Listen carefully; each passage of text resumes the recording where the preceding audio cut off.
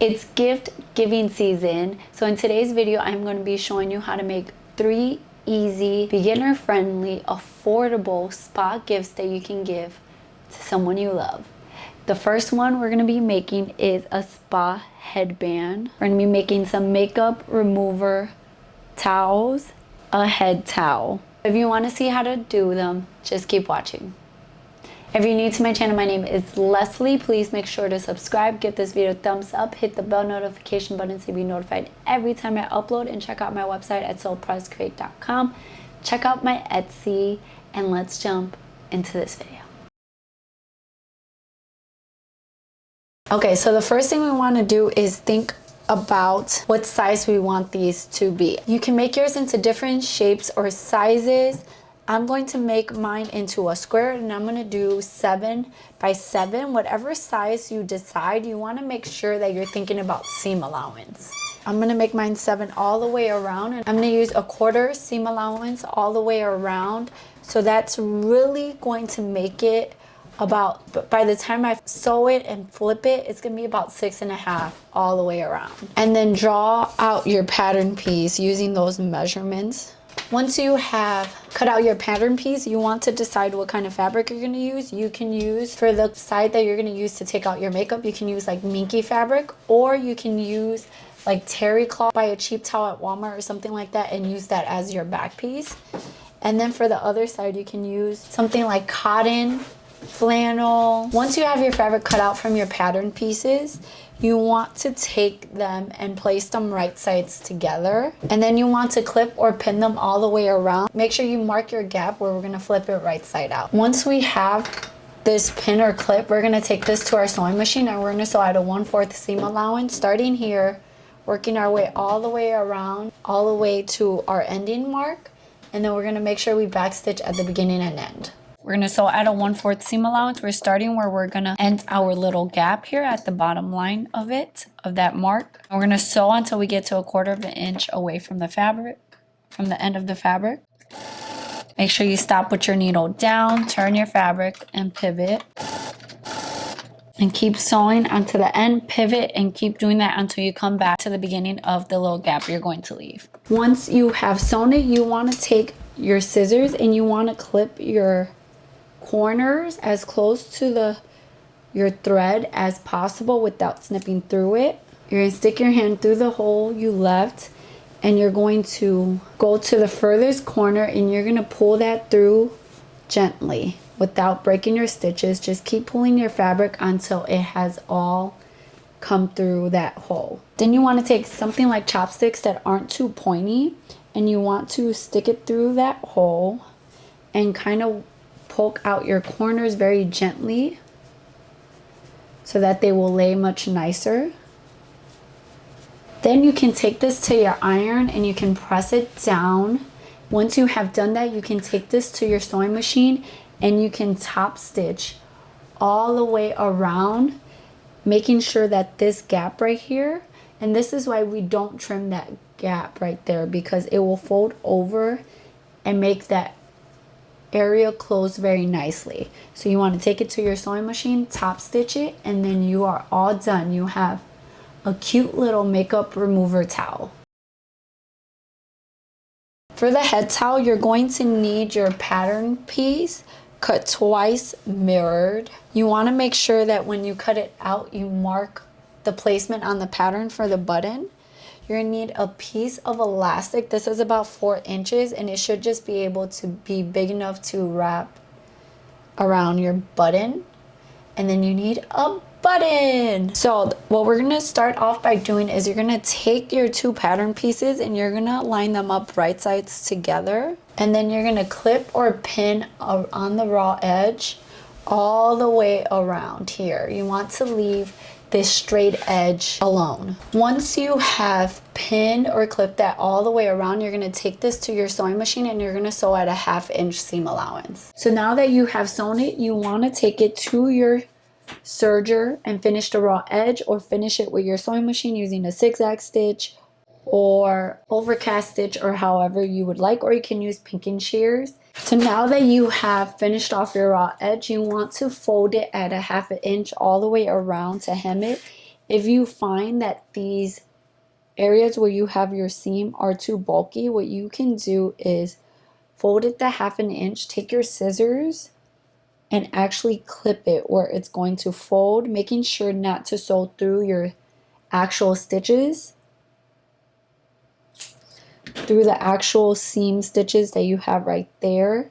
It's okay to cut through the serged edge. Then you can put one side facing one way and the other side facing the other way, and then fold that up, and that will reduce your bulk right there. Before you hem it, you want to take your elastic, you're going to just kind of overlap it at the end, and you're going to place it at the bottom. So up here you have your button marks, you want to place it at the shorter end all the way here, and then you want to sew that right where your seam is here. So you're going to tuck that into your hem, and you're going to make sure that that gets sewn. I like putting pins to hold down my elastic just so that I can make sure that it's going to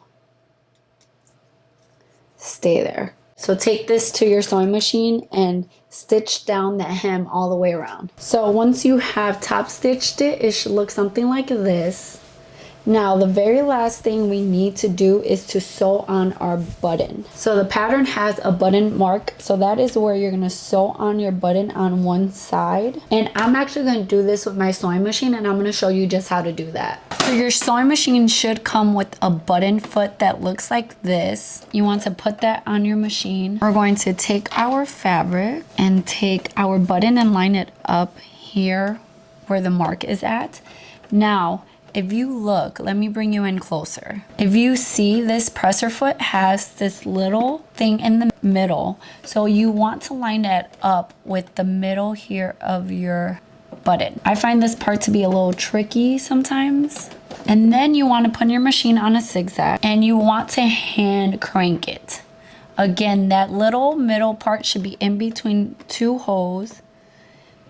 And you're going to put it on the zigzag and you're going to hand crank it, and you'll notice that your thread is going over that middle section, and you're just going to keep doing this until you feel like it's secure enough. And I like to go in the same stitch when I'm ending, and I'll go in both stitches, both holes, and then you can cut your threads.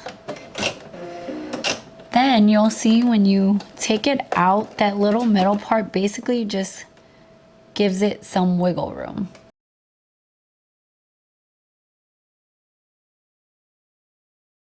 And now you can just clip any extra threads you may have, and your head towel is all done.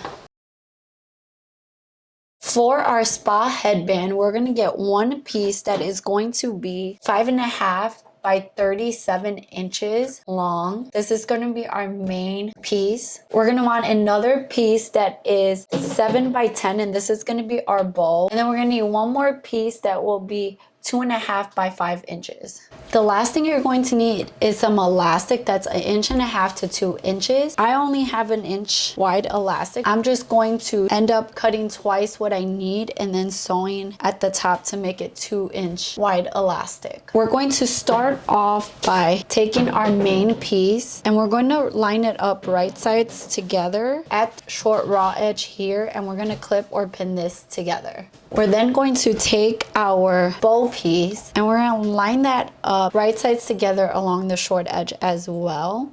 And we're actually going to pin or clip along the short edges as well as the top edge, and we're going to make sure to leave about 1.5 inches opening so that we can flip this right side out. It should look something like this. We're going to put that to the side, and we're going to take our short piece and we're going to line this up right sides together along the long edge, and we're going to clip or pin that. We're going to take this to our sewing machine and we're going to sew at 1/2 inch seam allowance. If you're having trouble sewing with Minky on your sewing machine, a walking foot could be a great option. A walking foot has feed dogs on the bottom of the presser foot to help guide the fabric. Minky fabric can be very tricky to work with. We're going to sew at 1/2 inch seam allowance. And I like to start a little bit past the edge of the fabric and then backstitch. That way my sewing machine does not eat up the fabric.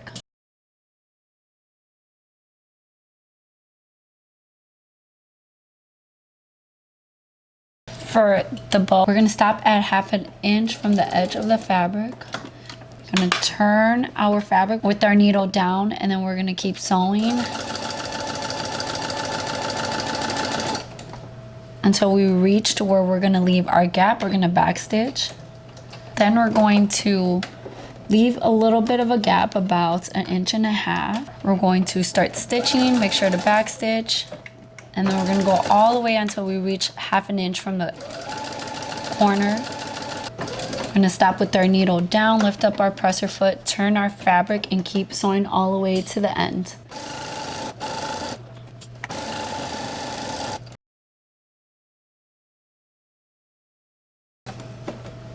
So we're gonna take our main headband piece and we're gonna put it with the seam we just sewed, the wrong side of it, down. And then we're gonna take this top layer here and we're going to fold that inward. So fold the bottom upward and then the top downward on top of that. Then we're gonna find that seam we just sewed. We're gonna open up the seam. We're gonna take the bottom and the top of the headband, gonna line up the middle of the seam together, and we're going to clip that.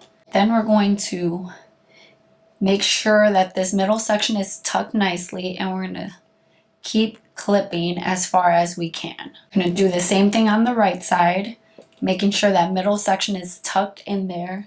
Okay, just like that. So we're gonna bring this over to our sewing machine, and we're gonna make sure we're not sewing through that middle section that we have bunched up in there. And we want to take it slow because this is minky fabric and it's very plush and can be tricky to work with. And we're going to sew at a 1/2 inch seam allowance. Okay, I'm going to make sure to backstitch. And again, we're trying to make sure we're not catching this other section.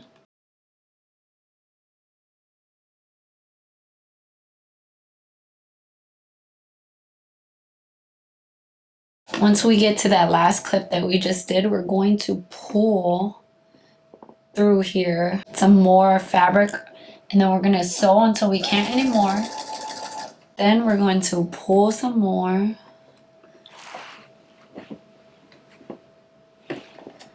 And we're going to keep repeating this until we have sewn through all of it. At some point you'll notice that you're back to the beginning stitches that you did earlier when you first started. So we're gonna, when we get close to it, we're gonna backstitch and we're gonna leave a little opening about, I would say like 1.5 to 2 inches. You want to take your bow pieces and your center and your main bow, and you want to take your scissors and you want to trim your corners as close to your thread as possible without cutting through your threads. And you can trim down your seam allowance on the other sides without trimming down where you left that gap.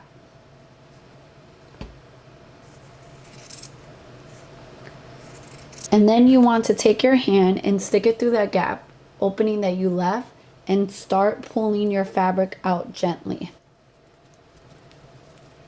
Just like that. Then you want to take your center bow piece and you want to trim down that seam allowance a little bit because it's going to be really bulky since this is very thick fabric, and then flip this right sides out. Once you have flipped that right sides out, you want that seam to be in the middle of your back, and then you're going to take your bow piece. If you want, you can close this with an invisible stitch, but it doesn't really matter because you're not going to see it. You want to fold it upward, then downward, and then upward, just like that. And then you're going to take your center bow piece. So you have two options. You can put it with the seam facing the bow and then do an invisible stitch in the back. But what I like to do is I like to take it with the seam facing out, flip it over to the back. Then I take this to my sewing machine and I stitch this. You sew it just like that. Then you're just going to flip that until that seam is in the inside facing the bow, and you won't see it on the outside, and you won't see the part you sewed. And then you can just adjust your bow to get it to look how you want it to look. We're going to take our main headband piece and we're going to pull through that gap opening. We're going to pull it all the way until it is all out. Then you want to take your elastic And you want to take something like a bodkin or a safety pin, and you're gonna feed this elastic through that opening. You wanna make sure as you're feeding this through, you wanna make sure that your elastic is not twisting.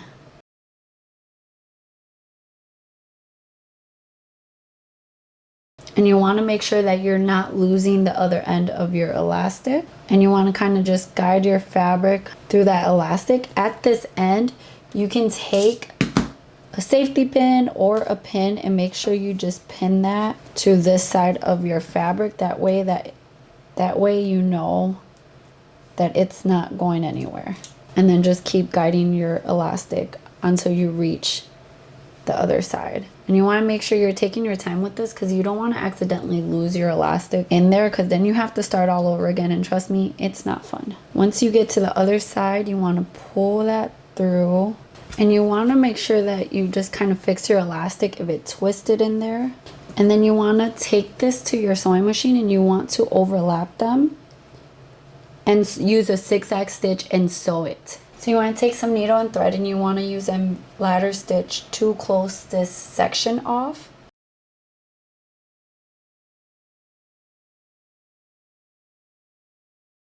And then you won't be able to see where you sewed.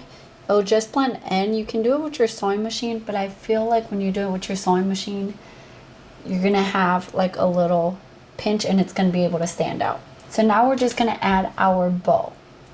You can either flip it over and do it on the seam to cover where you just sewed, if you want that seam line to kind of just be right there, or you can flip it to the other side, which is kind of what I want to do. And then you can find the center of that and you're going to hand stitch your bow on. I'm going to be using coordinating thread, so you just want to take your needle and thread. You're going to put your needle through your main headband piece.